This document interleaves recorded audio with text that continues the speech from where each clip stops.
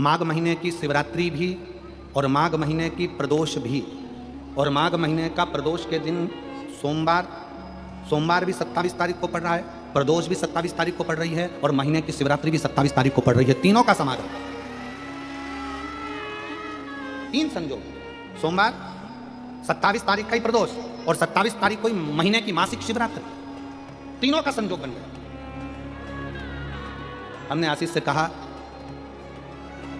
दुनिया के लोग कुंभ में त्रिवेणी के घाट पर जा रहे हैं, पर मेरे भोले बाबा ने यहाँ त्रिवेणी इकट्ठी कर दिया। मेरे किस्मत में मिल जाऊं, बेटा बेटियों से निवेदन करूंगा, यदि आप चाहते हो तो एक प्रयास जरूर करो, एक प्रयास अपनी जिंदगी में जरूर करो। शिवलिंग समझ लेना जरा अच्छे से, शिवलिंग जलाधारी गणेश, कार्तिकेय, अशोक सुंदरी, और ये शिवलिंग, और ऊपर भगवान शिव की 5 बेटियां, जया, विषहरा, शामलीवारी, दौतली, देव। 3 प्रदोष या 3 शिवरात्रि। कितनी प्रदोष? 3 या 3 शिवरात्रि। मेरा बेटा बेटियों से निवेदन है, जो अच्छी पढ़ाई कर रहे हैं, मेहनत करो, अच्छा पढ़ो, और मेहनत के साथ में जब कंपटीशन एग्जाम में बैठने का समय आए, 3 स्थान जहां पर आपको, प्रथम अशोक सुंदरी की जगह पर जब आप बेलपत्र समर्पित करेंगे तो डंडी का मुख जहां से पानी बहता है उस स्थान पर रखेंगे। दूसरा, शमी का पत्ता, शमी का पत्ता। दूसरा, शमी के पत्र को देवादिदेव महादेव पर जब आप समर्पित करेंगे तो उसका डंडी का मुख भी जहां से जल बहता है उस ओर रखेंगे। और तीसरे नंबर पर है आंख का पुष्प। एक पुष्प होता है आंख का सफेद, और एक पुष्प होता है हल्का सा नीला। करें दर्शन आप लोगों ने, जम के तो बोलो जरा, करें ना। एक सफेद होता है, एक हल्का सा नीला होता है। सफेद आंख का जो पुष्प होता है वो केवल देवादिदेव महादेव का एक स्वरूप होता है, और हल्का सा जिसमें गुलाबीपन, नीलापन होता है वो शिव, पार्वती, गणेश, कार्तिकेय, अशोक सुंदरी, जया, विषहरा, सामरीवारी, दौतली, देव और शिव जी के जितने गण हैं उन सबका प्रतीक होता है। तो तीसरे नंबर का जो आंख का गुलाबी कलर या हल्का नीला सा जो पुष्प होता है, उस 5 पुष्प का गुच्छ मां जगत जननी का जो स्थान है जलाधारी, जहां अगर आप इधर बैठे हो तो उसकी विपरीत दिशा, इधर बैठे हो तो उसकी विपरीत दिशा, इधर बैठे हो तो उसकी विपरीत दिशा, विपरीत दिशा में उस पुष्प को समर्पित करना है। अच्छी पढ़ाई करो, अच्छी मेहनत करो, और मेहनत के साथ में जब कंपटीशन एग्जाम के लिए जा रहे हो उस जगह पर सीए की पढ़ाई भी कर रहे हो, चाहे किसी भी पढ़ाई में लगे हो, मेहनत के साथ में बाबा देवादिदेव महादेव को 3 प्रदोष या 3 शिवरात्रि आप दिल से बाबा को समर्पित कर कर, बाबा से प्रार्थना कर कर अशोक सुंदरी पर चढ़ाई हुई बेलपत्र को वापिस लेकर आइए।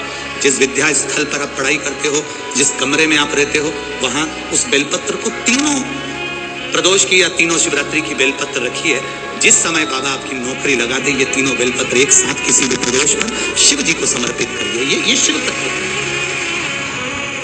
आप मेहनत करें, खूब मेहनत करें, कंपटीशन एग्जाम के लिए जितनी कोचिंग कर सकते करो, मेहनत करना उतना करो, जितना करते हो उससे 4 गुना ज्यादा करो, और उसके साथ में देवादिदेव महादेव से प्रार्थना। सभी श्रोता बहन भाइयों से, कथा आस्था चैनल पर जो सुन रहे हैं, फेसबुक के ऊपर जो सुन रहे हैं, और पंडाल में बैठकर जो सुन रहे हैं, जिस दिन दिल से हारो ना, थोड़ी तकलीफों में अगर घिर जाओ, तकलीफें आ जाए, कष्ट आ जाए, तकलीफें जिस दिन तुम्हारे भीतर बहुत ज्यादा मात्रा में आ जाए, उस दिन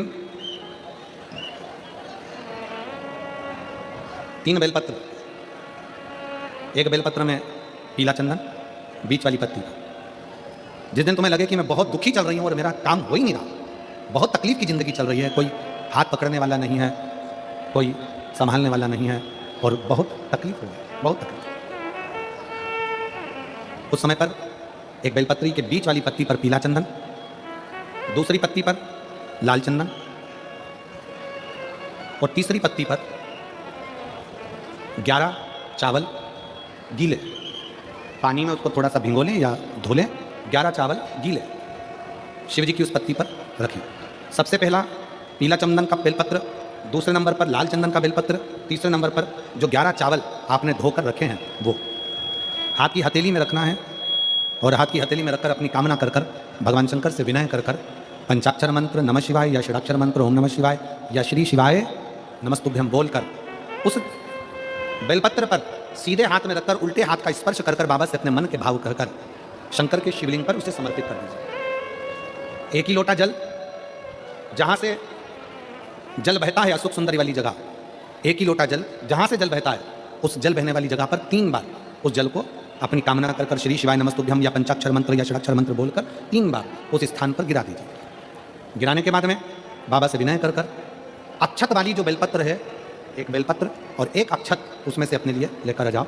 उसको 2 महीना 3 महीना अपने घर में रखिए। जितना भी दुख है धीरे धीरे बाबा समाप्त कर कर खुशियां घर में लेकर आता ही।